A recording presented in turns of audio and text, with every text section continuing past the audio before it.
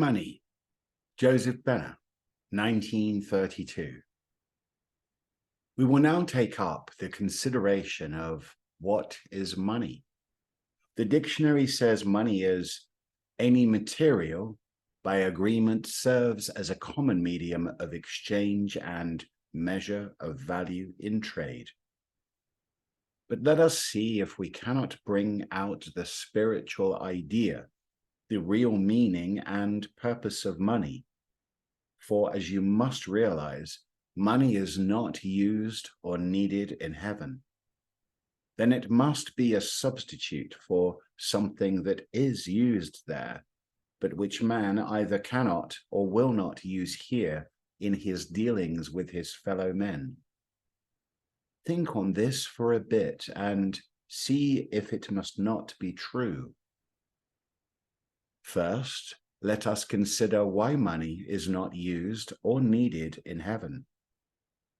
Must it not be because there everyone loves and trusts each other and wants to help and do unto others as they would be done by? Is that the case here? Then, because of this, money must have been invented as something needed that could serve as a substitute and could be invested with a value that everyone would accept for what was being sold or exchanged.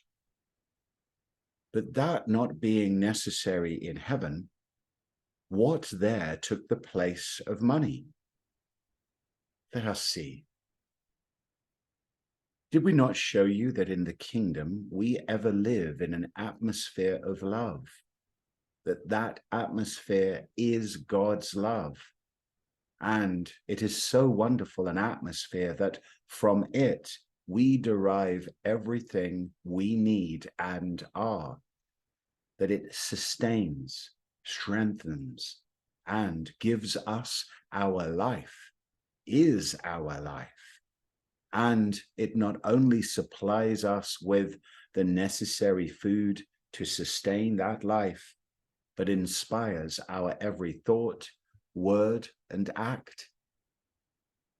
Can you not see that God's love is our sole support, supply, and sufficiency in all things at all times? That it is there what men have made money to be here? Ponder on this until you see how true it is, and then see if you can glimpse what is necessary before money can be to you what it really should be, and not what you and your fellow men have made it to be. Take a coin or a bill out of your pocket and hold it in your hand, and try to see it as a symbol of God's love. That may seem difficult at first, but as every manifest thing is a symbol of an idea, you will, of course, have to put all other ideas formerly held about money out of your mind, and must not even see the coin or bill, but must look right through it and try to see, or rather feel, God's love flowing to you from out the symbol. Persist in trying this until you do feel that love, and then note the wonderful things that follow, the impressions and feelings that illumine mind and heart. The realization that God and money are most intimately related, and that God does want you to have the abiding evidence and the fullest sufficiency of what money really represents, his blessed love, and the accompanying understanding and power that belong to every one of his children. What will this mean to you? Think. If you can feel that love and thereby get the understanding, then, dear one, you connect your mind and its consciousness with God's consciousness. And through the channel of the symbol of the idea you are holding in your hand, the door is opened wide, and there is no longer anything to prevent the reality of what that symbol truly represents from flowing to you in rich abundance. For you have tapped the source, the spiritual idea that brought the symbol into being. But beware of how you use this wonderful truth. We have given it to you in order that you may know the reality back of the symbol and no longer will look upon money as the monster which men have made it.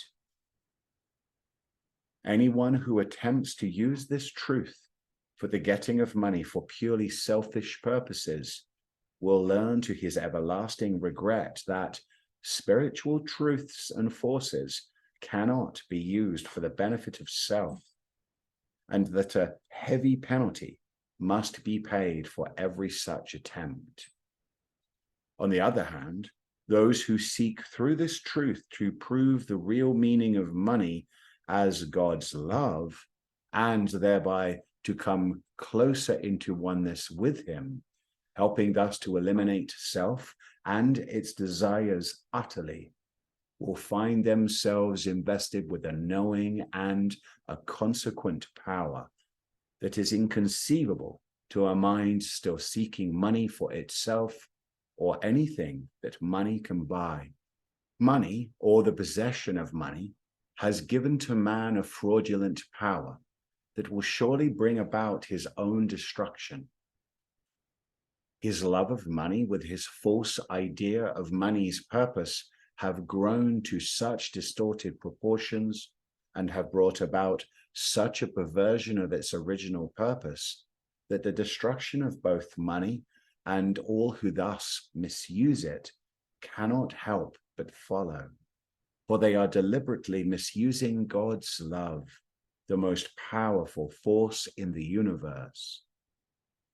Instead of using its symbol for the helping and blessing of humanity, man has allowed himself to be enticed into seeking it purely for selfish or personal ends, either to provide for his material needs or to build for himself a power and prestige among his fellows, whereby he can exercise authority over them and compel them to create for him more money and power. Just think of man's perverting the visible symbol of a God's love in such a way, and the penalty he must pay for so doing.